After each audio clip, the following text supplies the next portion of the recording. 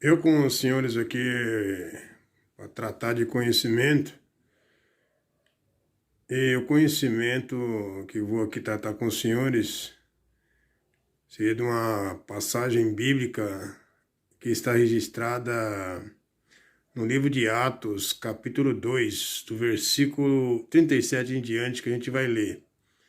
Presta atenção e ouvir. No caso, ouvir com atenção.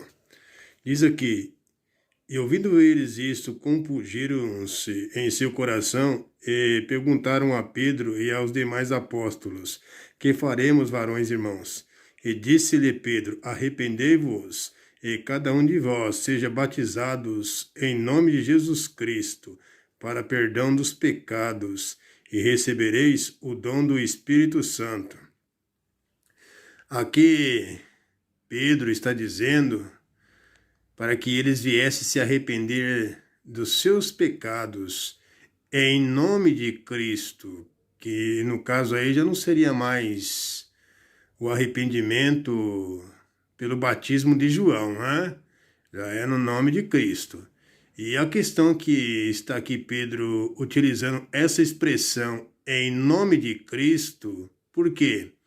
Porque naquela época, no tempo deles, da geração dos apóstolos, eles aguardavam a vinda de Cristo.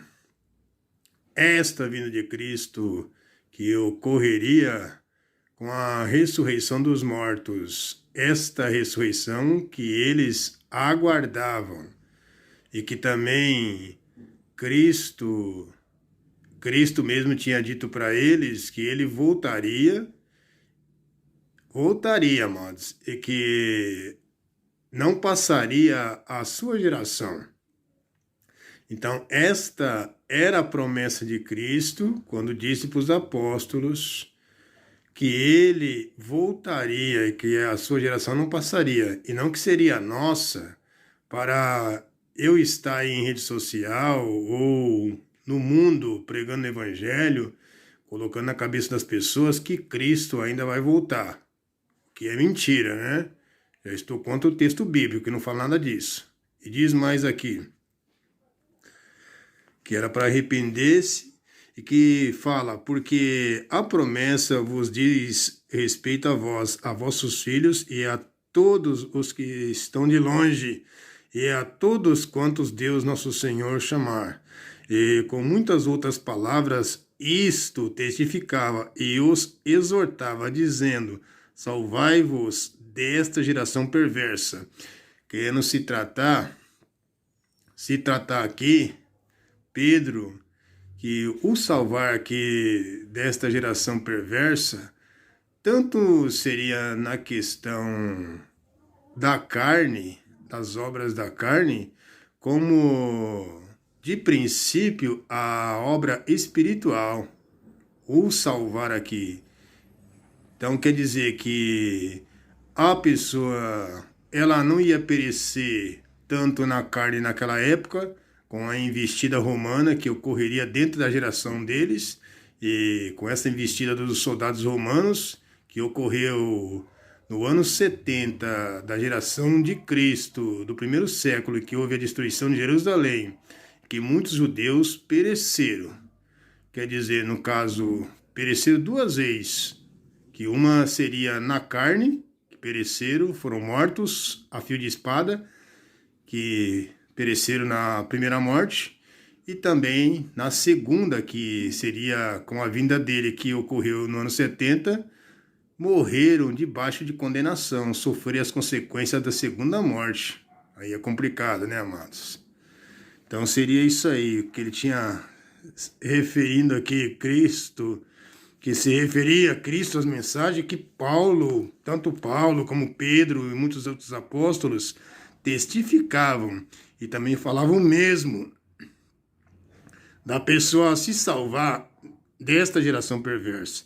E com muitas outras palavras, isto testificava e eu exortava, dizendo isso: salvai-vos dessa geração perversa, de sorte que foram batizados os que de bom grado receberam a sua palavra. Naquele dia que agregaram-se quase 3.000 almas, quase 3.000 almas que foram batizadas por meio da pregação de Pedro, que essas pessoas se converteram ao Mashiach, a Cristo, e perseveraram na doutrina dos apóstolos e na comunhão e no partir do pão e nas orações.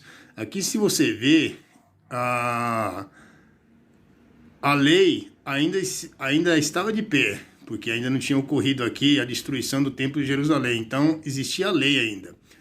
Então, existindo a lei, e os apóstolos que não tinham ainda o conhecimento espiritual das coisas de Deus, e que eles ainda viviam debaixo do sistema judaico, os costumes da lei, em que eles tudo ritualizava, como o partir do pão, as unções, tudo eles pegavam de coisas espirituais, baseava pelo lado materialista.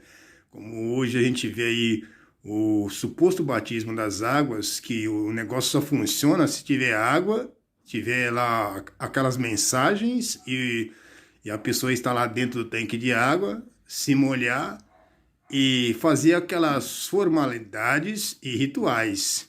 Fora isso, não tem como, eu já falei, não tem como Cristo te salvar, não é, cidadão? Não tem como.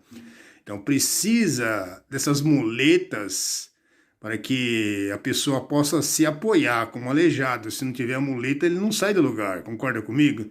Ou então uma pessoa que está numa cadeira de roda.